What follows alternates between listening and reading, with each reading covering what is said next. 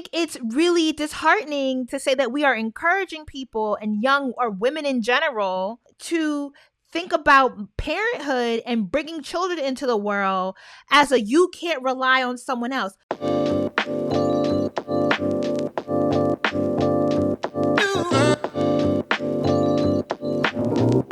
I had seen some tweets pop off. I was just telling my cousin that as a woman, we should only become moms if we reconcile that we may have to be the sole parent and are okay with it. You can cross all the T's and dot all the I's with choosing a man, but he shouldn't be considered into your decision to be a mom. That tweet made me feel very uncomfortable. I think that this concept leans into, I don't know if am I correct here, but I feel like there's this push for individualism that is rooted in like an anti-intellectualism. I don't know, because it's weird because they are prescribing this idea that you need to be able to take on this immense amount of work of motherhood, but largely do it on your own. But that also reinvests in capitalism, because if you are to say that I'm going to do motherhood or parenting on my own, all those other assets that would have been contributed to your child's life via community, you now have to buy into.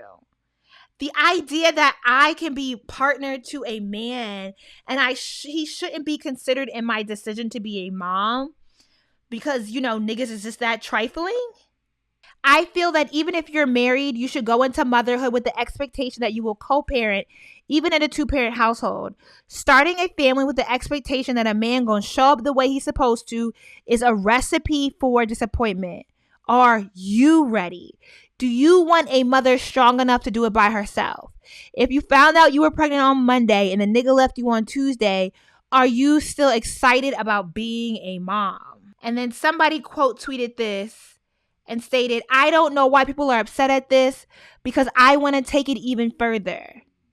Don't go into motherhood expecting any kind of support from anyone other than yourself.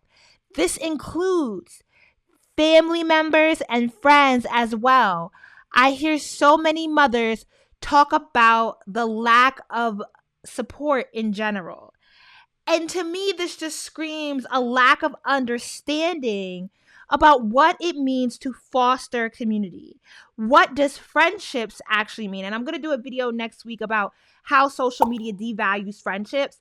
But I think a lot of these conversations are just about one component of the framework of community, of the framework of friendships, and miss out on the understanding of cultivation, of consent, of bringing people in, and honestly, the labor that is required in fostering these relationships.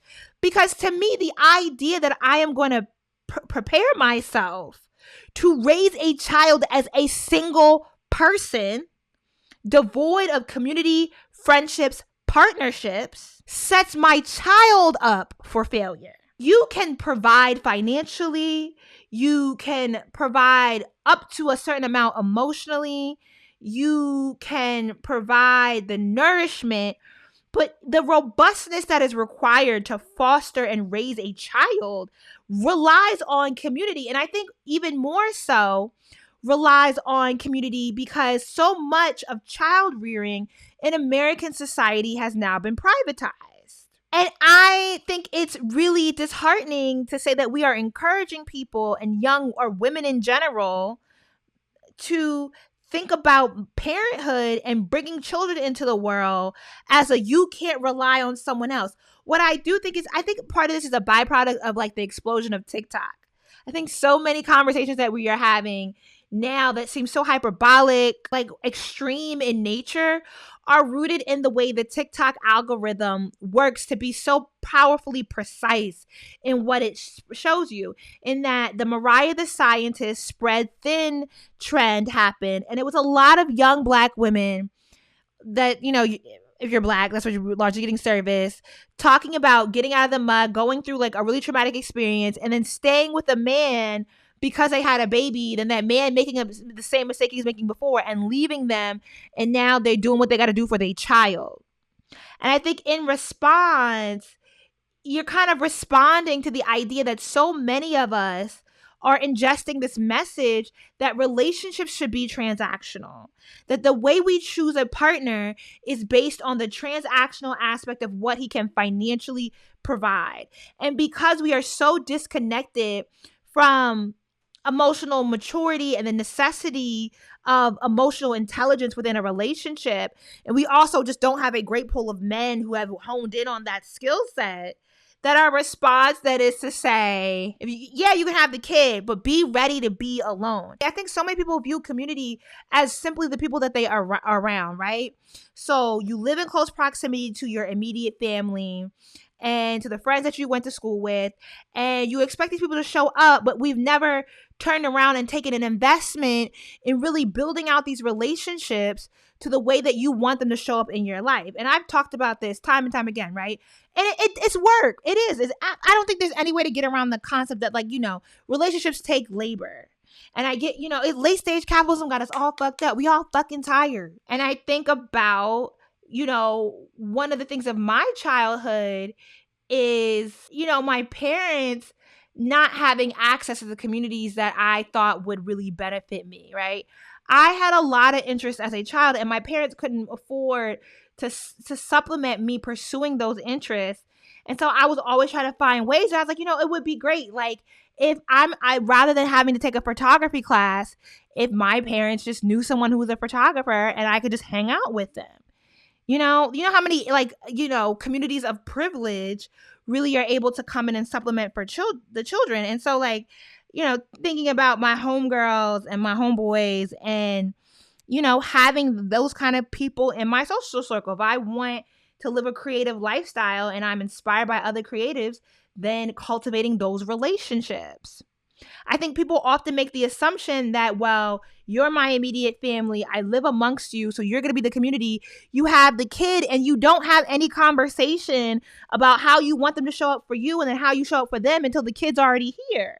And so this idea that simply because you've talked to people who often talk about the lack of support in general is, I think there is a certain amount of an assumption of who is actually in your community. You've never asked people to consent, because somebody could be your family, but they cannot be in your community. Somebody can live in close proximity with you, but not actually be in community with you. Or somebody might be in community with you, but they're not a close friend. They're a social acquaintance. And I see so much overlap in discussion between people talking about, oh, I don't really need friends. And I'm like, you're talking about you don't really need friends because all you've ever experienced is social acquaintances. If you only hang out with this person because you like to have a good time with them and there's no emotional connection, there's no vulnerability, that's not a friend. I don't understand advocating that women should pursue parenthood even when they're partnered as a pursuit of single parenthood. Even if a woman is choosing, what is the thing now? Single mother by choice. SMBC, so for single women that are going through IVF, and I get it, it's a point of privilege, but I think if you're doing IVF as a single woman, we're talking about a privileged group of women in general. Women tend to not want to talk about it because there's a level of shame and, oh, you're not partnered, but I don't know. Community doesn't have to be this big, vast thing. It could be a handful of people, because it's not like pregnancy or IVF in particular is a quick journey. You got to raise the money. You got to go through the testing. You got to go through the shots and the hormone treatment and then the 10 months of gestation. If you know that you're going to pursue a certain lifestyle, or you're even considering a lifestyle, that's out of the heteronormative standard of American societal norms, that you should also be pursuing relationships that can supplement your journey along the way. And everyone's not going to come along, right? I get it. I'm not suggesting that, oh, you pursue community and the community just congeals and everyone comes along. Come on over to the Patreon, patreon.com/Jouelzy. It's where I do all my live streaming.